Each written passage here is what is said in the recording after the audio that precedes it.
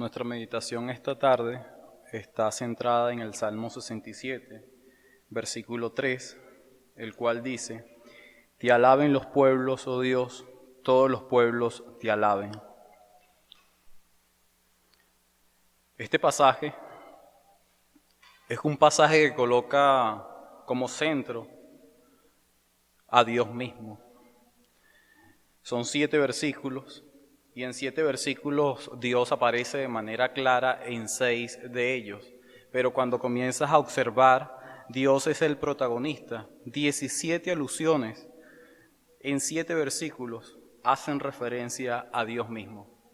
Entonces vemos lo importante que tiene que ver nuestro gran Dios en este capítulo que es interesante. Hoy nosotros vamos a meditar, basado en lo que dice la guía, para que oremos por nuestra nación y por nuestra ciudad, para que alaben a nuestro Dios y de esta manera no lo maldigan. Es lo que expresa la guía. Cuando lees este pasaje te das cuenta de que los pueblos alaban a Dios y que todos los pueblos le alabarán. Y es un pasaje que se repite 2 veces en el capítulo 67 de Salmo. Así que su repetición muestra un énfasis sumamente importante e interesante, porque nosotros comprendemos que el salmista es parte del pueblo de Israel y el pueblo de Israel era el pueblo escogido de Dios, pero cuando él hace este enfoque en estos versículos, el 3 y el 5, muestra de que la salvación no es únicamente para un solo pueblo que ha sido elegido por Dios, muestra que la salvación es mucho más amplia de lo que el mismo pueblo se imagina. Es una salvación que se expande a todas las naciones.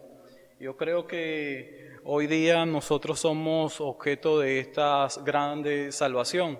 Una salvación donde nosotros ni siquiera nos imaginábamos en nuestra mente de que formaríamos parte de la fe cristiana. Los científicos, ellos dicen que aquellos que creen en un Dios personal, y en este caso se refiere a nosotros los cristianos, teístas, estas personas deberían percibir y mostrar cierto respeto hacia la persona de este gran Dios. Porque cuando tú hablas acerca de un Dios que se relaciona con su pueblo debe tener el mismo respeto, temor y reverencia por este Dios que se relaciona con ellos. Y ellos dicen que no solamente esto debe ocurrir en las meditaciones o en los sermones, que esto incluso debe ocurrir también en la adoración. Y por eso quisiera compartir con ustedes algo que observaba de un científico especialista de la teoría de la relatividad llamado Charles. Él dijo lo siguiente: Albert Einstein había visto mucha más majestad de lo que otros jamás se imaginaron. Y este hombre comprendió que ellos no se referían a la verdadera realidad de Dios mismo.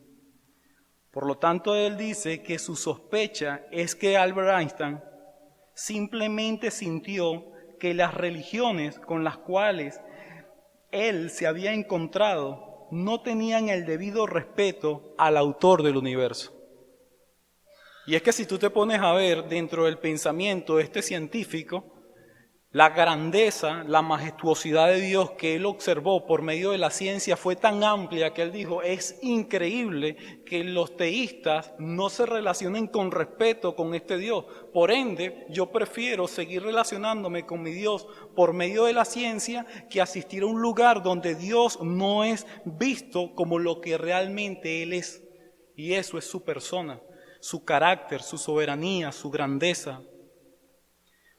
Si al leer el pasaje nosotros vemos que se repite 2 veces nuestro versículo 3, entonces 2 veces se repite de manera clara la palabra Dios. Y ese nombre tiene algo interesante porque se conoce como el Elión, el Elohim o el, y se dice que enfatiza el poder, la existencia, la preeminencia, la soberanía. Y para usted contar todos los atributos que este nombre exalta y exhibe. Por lo tanto, los atributos innumerables de Dios se pueden ver a través de el Elión, o a través de Elohim, como lo vemos nosotros en el versículo 3. Te alaben los pueblos, oh soberano, te alaben los pueblos, oh poderoso. Muestra entonces cómo todas las demás naciones, no solo Israel, se iban a enfocar también en lo que era la adoración a este gran Dios. Alguien hacía la pregunta, ¿por qué Dios nos bendice a nosotros? Y él dice que en este salmo se responde de una manera muy clara el por qué Dios nos bendice. Y lo primero es que Dios nos bendice para que otros le conozcan y para que sean salvos. Esa es la realidad, versículo 2, para que sea conocido en la tierra tu camino. Así que Dios bendice a su pueblo no es únicamente para que su pueblo se sienta agradecido por esto, sino para que otras personas que no forman parte del pueblo de Dios también le conozcan. Nuestro versículo 3 hasta el 5, él muestra el segundo punto del por qué Dios nos bendice a nosotros. Y está allí de manera muy clara en el versículo 3 y en el versículo 5. Dios nos bendice para que otros le adoren y para que otros se regocijen en Él. Versículo 3, te alaben los pueblos, oh Dios, todos los pueblos te alaben. ¿Para qué Dios nos bendice? Dios nos bendice para que otras naciones, otros pecadores y otros hombres al acercarse a la exposición de su palabra, estos hombres también puedan adorarle como Él es. Así que habla, hermanos, acerca de una adoración pública. Y si usted se da cuenta, ellos no bendicen es por lo que han recibido. Ellos bendicen al Dios que da la bendición. Ellos bendicen al Dios que ha dado la salvación. Ellos bendicen al Dios que se ha mostrado de manera soberana, de manera grandiosa para con ellos. Eso es lo que tú debes bendecir también. Y es allí donde nosotros somos llamados. Nosotros somos llamados entonces a bendecir. El apóstol Pablo decía que somos cartas abiertas al mundo. ¿Para qué? ¿Para qué has sido salvo? Como iglesia, ¿para qué hemos sido salvos? Y es que hemos sido salvos, es para que otras personas bendigan a Dios. Y el último punto tiene que ir con los versículos que nosotros no tocaremos, pero simplemente quisiera dejarlo para que meditemos también en ello. Y es que el tercer punto por el cual Dios bendice a su pueblo es para que otros le teman y para que estas personas también disfruten de las bendiciones de nuestro gran Dios. Y si tú preguntas, ¿cuál es la mayor bendición que he recibido? No se trata de cosas materiales ni cosas seculares.